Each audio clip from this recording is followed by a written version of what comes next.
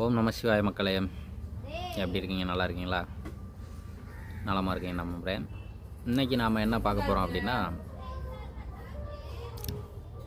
தமிழ் செத்து போச்சு. இதுதான் நம்ம தலைப்பு. எப்படி செத்துச்சுன்னு பாருங்கள். நீங்களாம் எப்படி கொண்டிருக்கீங்கன்னு பாருங்கள். இன்றைக்கி எல்லாரும் நூல் எழுதுகிறாங்க, எல்லா அறிஞர்களும் நூல் எழுதுகிறாங்க. அவர் எழுதின நூல் அப்படி இருந்துச்சு, இப்படி இருந்துச்சு. நூல் வெளியீட்டு விழாக்கு எத்தனையோ பேர் போகிறாங்க வர்றாங்க. எழுத்து அணி யாப்பு எல்லாம் அப்படி இருந்துச்சு, அந்த சுவையாக இருந்துச்சு, இந்த சுவையாக இருந்துச்சுன்னு எல்லோரும் சொல்கிறாங்க. அன்னைக்கும் இதே மாதிரி நூல் அரங்கேற்றங்களாக இருந்துச்சு. எப்படி இருந்துச்சுன்னா, ஒரு அரச சபையில் மக்கள் எல்லோரும் கூடுவாங்க. அங்கே போய் ஒரு நல்ல பாட்டை பாடி அதில் இருக்க பொருள் எல்லாத்தையும் அங்கே இருக்க அறிஞர்கள் எல்லோரும் அறிஞ்சு புரிஞ்சு ஆகா ஓகோன்னு பாராட்டி, அதுக்கப்புறம் மன்னரும் அதை ருசித்து அதுக்கு ஒரு பொற்காசுகளோ அல்லது மற்ற பரிசுகளோ ஏதோ ஒன்று கொடுத்து தமிழ் அந்தளவு பெருமை உடையதுன்னு பறைசாற்றுனாங்க. இன்றைக்கே அந்தளவுக்கு பறைசாற்றுறாங்க. ஆனால் இது எப்படி இருக்குது தெரியுமா? அந்த காலத்தில் அரச சபையில் நடந்தது அம்மா மாதிரி. இந்த காலத்தில் இன்றைக்கி நடந்துக்கிட்டு இருக்க சபைகளில் நடக்கிறதெல்லாம் மனைவி மாதிரி. அம்மாவுக்கும் மனைவிக்கும் என்ன வித்தியாசம்னு கேட்குறீங்களா? கட்டி கொண்டு வந்த மனைவி சமைச்சு போட்டால் அது நல்லா இல்லாட்டியும் நல்லா இருக்குன்னு சொல்லி தான் ஆகணும். அவனுக்கு அதுதான் தலைவிதி. ஆனால் பெத்ததாய் சமைச்சது நல்லா இல்லைனாலும் நீ சொல்லலாம், நல்லா இருந்துச்சுனாலும் நீ சொல்லலாம். ஆனால் இன்றைக்கி நல்லா இருந்துச்சுன்னா யாரும் தாய் சமைச்சா சொல்ல மாட்டாங்க. ஏன்னா அந்த மாதிரி தான் அந்த காலத்தில் சமைக்கப்பட்டது தாய் சமைச்ச மாதிரி. இந்த காலத்தில் சமைக்கப்பட்ட தமிழ் மனைவி மாதிரி. நிறைய மக்கள் இன்றைக்கி எல்லாரும் எழுதியிருக்காங்க. என்கிட்ட அந்த சில நூல்கள் இருக்குது, அதெல்லாம் உங்களுக்கு காட்டணும்னு தான் இந்த வீடியோ போடணுன்ட்டு முடிவு பண்ணேன். நூல்கள்லாம் காட்டி வீடியோ போடுற அளவுக்கு தமிழ் எப்படி செத்துருக்குன்றதை பார்க்கணும்ல நீங்கள். இருங்க, எல்லாரோட நூலையும் காமிக்கணும். அதுக்காக நான் காட்டின நூல்கள் யாரோடதுன்னு பார்த்து. ஐயா ஒருத்தர் முப்புகுரு எழுதியிருக்காரு. நான் அவரோட பேர் சொல்ல விரும்பலை, ஏன்னா அதெல்லாம் வேறு பிரச்சனைகள் வரும். ஆமாம், இந்தா இது உரை நடையில் எழுதப்பட்டது. கேமராவுக்கு இது எப்படி வருதுன்னா எழுத்து மாறி தெரியுது. பின்னாடி இருந்தால் நல்லாயிருக்குமா? பார்ப்போமே. இப்போ உங்களுக்கு தெரியும் சரியா? தத்துவத்தை யார் அறிவார்? மூடரிடம் அறிவாளியும் இதன் ரகசியம் கூறினாலும், மூடரும் விவாதம் செய்தாலும் ஒருவருக்கொருவர் மயிர் பிடித்து அடித்து கொள்ளும்படி நேரிடும்னு சொல்லியிருக்காரு. சரி, இதை பார்த்துட்டிங்கல்ல. இதெல்லாம் எப்படி இருக்குது? ஒவ்வொருத்தரும் எளிமையாக புரிஞ்சுக்கிற அளவுக்கு தான் இருக்குது. அதுக்குள்ளே சொல் சூச்சமாக வச்சு எழுதியிருக்காரு குரு. அது ஒன்றும் பிரச்சனை இல்லை. அடுத்த நூலை பார்ப்பாங்க, அது இருக்கட்டும்.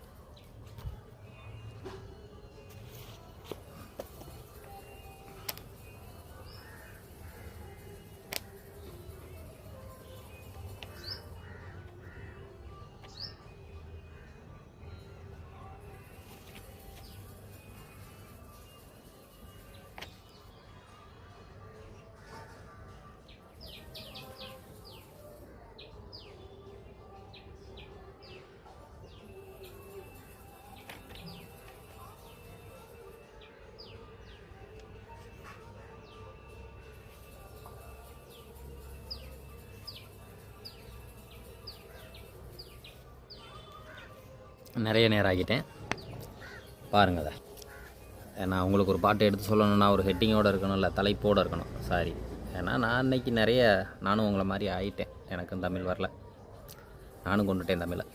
ஆமன்ற தாளகத்தின் பிறவி கேளு, ஆத்தால் தான் தேவகங்கை தண்ணில் தானும் வாமன்ற மண்ணெடுத்து தாளம் போல வகையாக பிடித்துமே தான் தாளங்குட்டி ஓமன்ற புவர்லோகத்து எரிந்து போட உருண்டு மேலே கந்தகந்தான் விளையும் பூமி தான் என்ற தனுக்குள்ளே வீழ்கத்தானும் தாளகத்தின் உற்பத்தியானவாறே.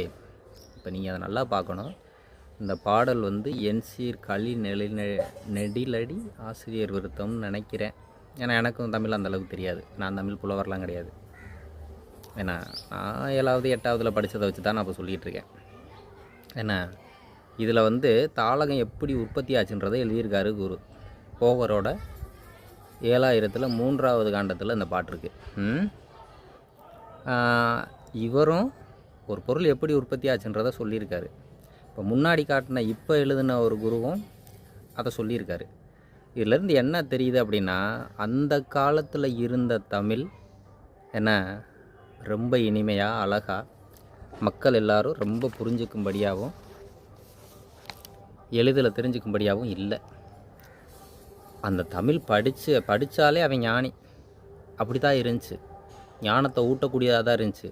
மணியான சொரூபம் என்ற மணியினாலே மதிப்பான பதந்தாண்டி பேரண்டந்தான் கனியாக மீண்டு வந்தார் மூலநாதர் கருணையான பாட்டறிதிர் ஒருவர் காணேன். இப்போ இந்த 4 வரி படிச்சிருக்கேன். இப்போ இதை நம்ம ஆளுங்களை, இப்போ இருக்க பசங்களை படிக்க சொன்னால், மணியான சொரூபம் என்ற மணி நாளே அப்படின்ட்டு தனித்தனியாக பிரிக்கிறாங்க. எதுக்கு சொல்ல வரேன்னா, இன்றைக்கி அப்படி தான் இருக்குது. சரியா?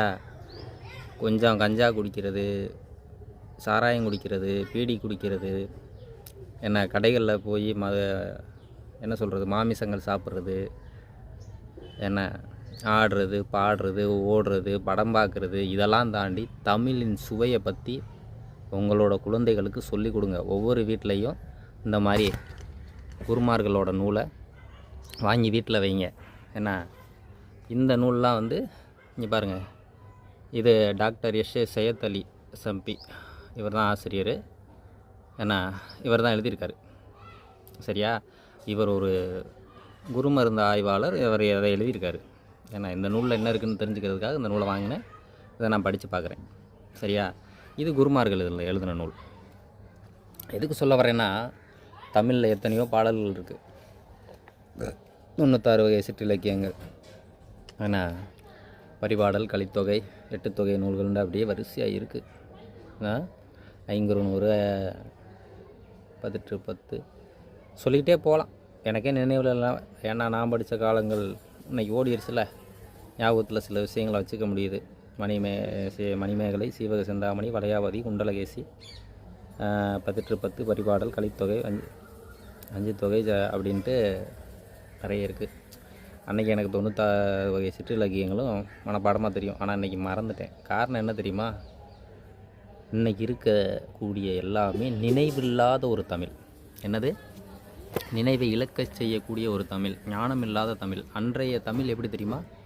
நீ ஒரு பாட்டை படிச்சிட்டேன்னா முழுசாக அதை வந்து கிரகிச்சு அதுக்குள்ளே என்ன இருக்குன்றதே உனக்கு தெரியும். அந்த காலத்தில் நான் படித்த ஒரு பாட்டு, ஔவையார் எழுதின பாட்டு சொல்கிறேன். நெல்லுக்கு இறைத்த நீர் வார்க்கால் வழி ஓடி புல்லுக்கும் அங்கே பொசியுமாம் தொல்லுலகிர் ஒருவர் நல்லார் உளரே அவர் விட்டு எல்லோருக்கும் பெய்யும் மழை. இந்த பாட்டில் எந்த இடத்துலையும் நீ கண்டுபிடிக்க முடியாது.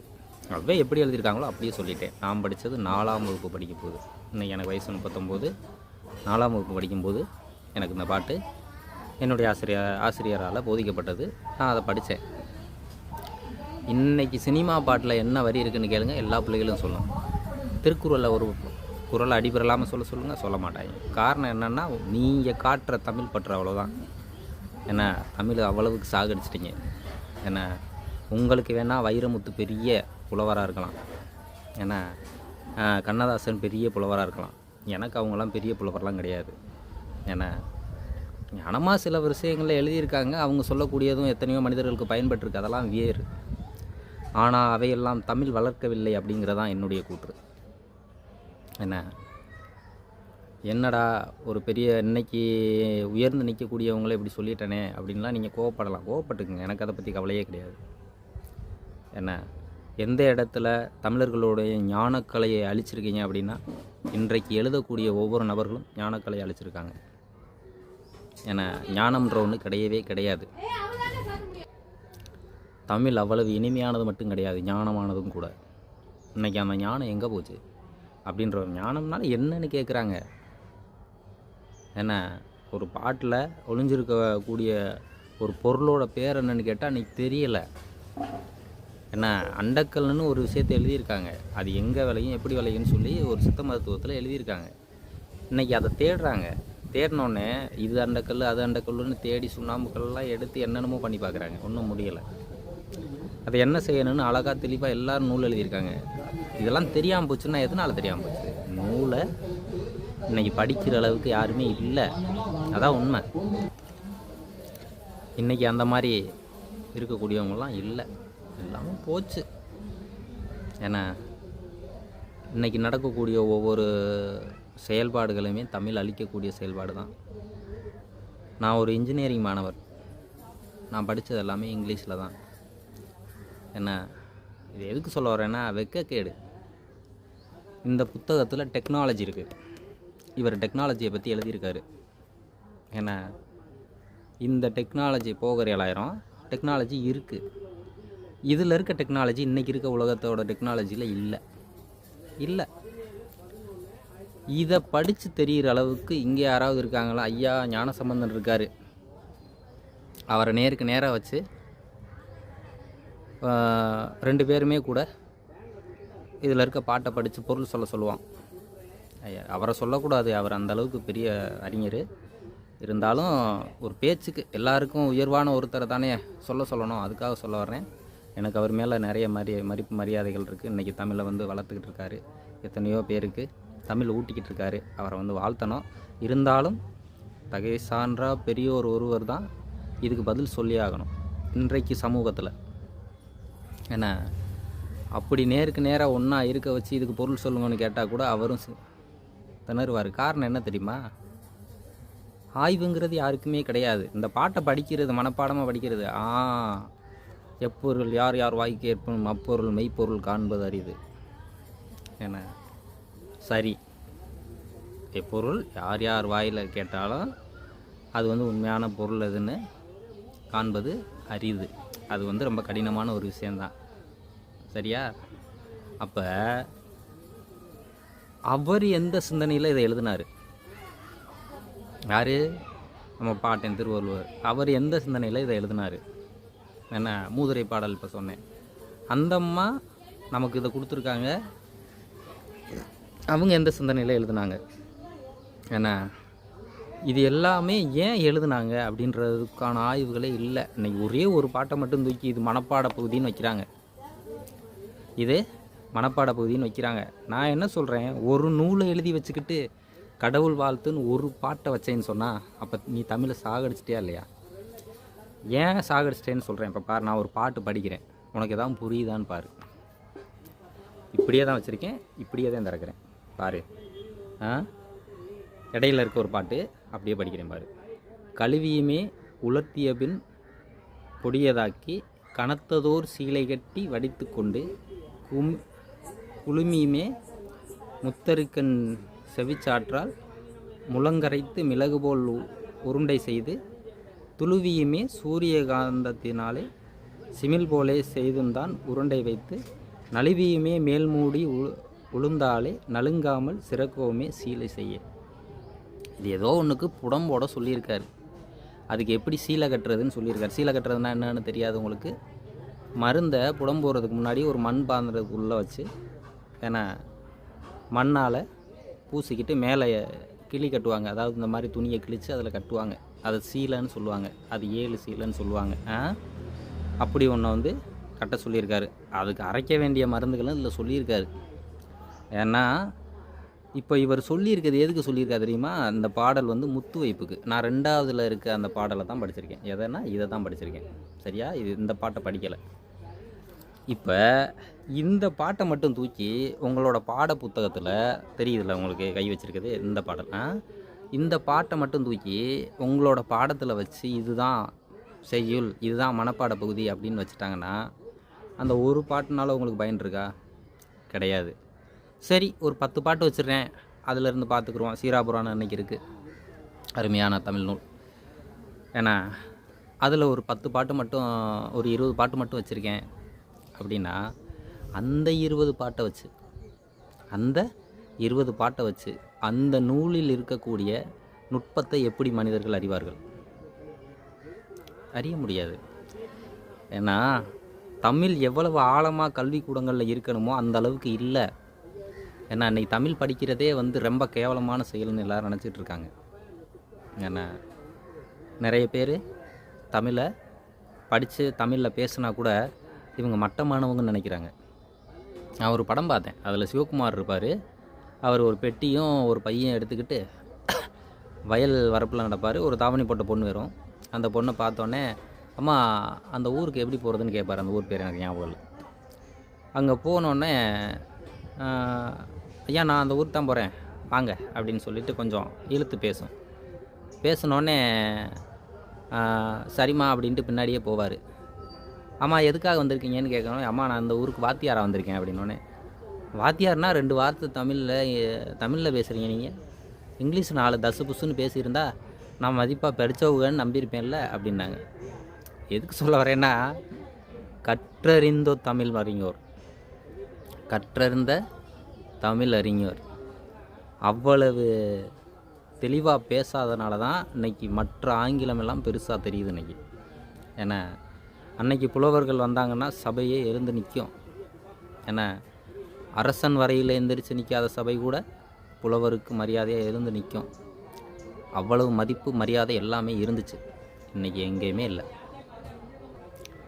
இன்று திரைத்துறையில் ஒரு பாடல் எடுத்துக்கிட்டோன்னா, இன்றைக்கி ரொம்ப எல்லார்கிட்டேயும் எல்லாரோட வாயிலையும் இருக்க பாட்டு ஒன்று சொல்லுவோம். இப்போ கூட கொஞ்சம் நாளைக்கு முன்னாடி சமீபத்தில் ஒரு வீடியோ பார்த்தேன். சேலையில் வீடு கட்டவான்னு சொல்லிட்டு ஒரு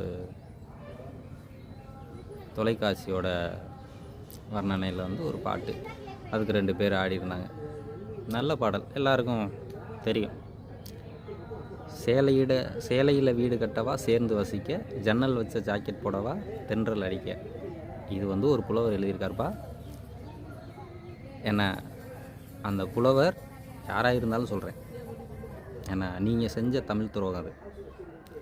உங்களால் இன்றைக்கி எத்தனை பேர் கேட்டிருக்காங்க. மதுரை மீனாட்சி அம்மன் கோயிலுக்கு போயிருந்தேன். அங்கே வந்திருந்தவங்க வடநாட்டவரா தமிழ்நாட்டவரான்னு கூட எனக்கு தெரியாது. ஏன்னா எங்கள் ஆத்தா ஜாக்கெட் போடாமல் அந்த வீதியில் சேலையை தோமாலை போட்டுக்கிட்டு போனாலும் கூட எவனும் திரும்பி பார்க்க மாட்டாங்க.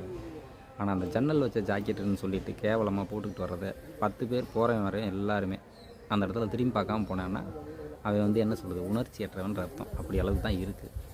எதுக்கு சொல்ல வரேன்னா, நீங்கள் வளர்த்த தமிழோட அருமை அவ்வளோதான். ஏன்னா அப்படித்தான் இன்றைக்கி இருக்க புலவர்கள் எழுதின பாடல்கள் எல்லாமே. இந்த பாட்டை எழுதினவருக்கு தெரிஞ்சால் பரவாயில்ல. ஏன்னா எனக்கு பயமும் கிடையாது. தமிழ் தான் எனக்கு, தமிழ் தான் மூச்சு. எனக்கே தமிழ் சரியாக வரல. ஏன்னா அதை எனக்கு ஊன்றி சொல்லிக் கொடுக்க ஆள் இல்லை. இன்றைக்கி தான் நான் ஐயோ நம்ம பாட்டையும் போட்டேன் நமக்காக சம்பாரித்து வச்சுருந்த ஆதி சொத்தை விட்டுட்டமேன்ற கவலை எனக்கு இருக்குது. இன்றைக்கி தான் எனக்கு தெரியுது ஏன் பிறந்தோம். பிறந்ததுக்கு செத்துருக்கலாம். இன்றைக்கி எதுவுமே இல்லை. முன்னோர்கள் சேர்த்து வச்ச சொத்து இல்லை, எல்லாமே அழிஞ்சு போயிடுச்சு. காரணம் என்னென்னா, தமிழ் ரொம்ப கீழ்த்தரமான கலைன்னு நினச்சி இருக்கக்கூடிய எல்லாத்தையுமே தூக்கி போட்டானுங்க. நான் கேட்குறேன், ஆங்கிலத்துக்கு எத்தனை ஏடு இருக்குது? ஏன்னா இப்படி உலக மொழிகளில் எல்லா மொழியும் எடுத்துக்கிறோம். ஏடுகள் எந்த மொழியில் அதிகமாக இருக்குது? ஏன் இந்த மொழியில் இருக்கக்கூடியவர்கள் மட்டும் ஏடுகளை எழுதி வச்சாங்க? ஏன் மற்ற மொழியில் இருக்கவங்க ஏடுகளை எழுதி வைக்கலை? இதெல்லாம் உங்களோட கேள்விக்கு எடுத்துக்கங்க. தமிழை போற்றி வளர்க்க பாருங்கள். சிறுக சிறுக செத்துக்கிட்டு இருக்கு.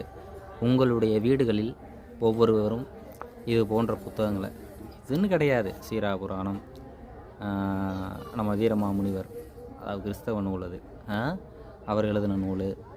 ஏன்னா பைபிளை கூட வீட்டில் வைங்க, அதுவுமே நல்லா சீர்பட எழுதியிருக்காங்கன்னு நினைக்கிறேன். அதுக்காக அதில் எழுதலைன்னெலாம் சொல்லிட முடியாது. ஏன்னா ஓரளவுக்கு எழுதியிருக்காங்க. முன்னாடி நம்மளுக்கு இங்கே வந்து பதிச்சுட்டு போனாங்கள்ல, அவங்க தான் எழுதியிருக்காங்கன்னு நினைக்கிறேன். அதுபோல் ஒப்பான நூல்கள் எந்த மொழி எந்த மதம் அப்படிலாம் தேவையில்லை. எதுலேருந்து வந்தாலும் தமிழில் மொழிபெயர்க்கப்பட்டிருந்துச்சுன்னா அந்த நூலை எடுத்து வச்சுருங்க.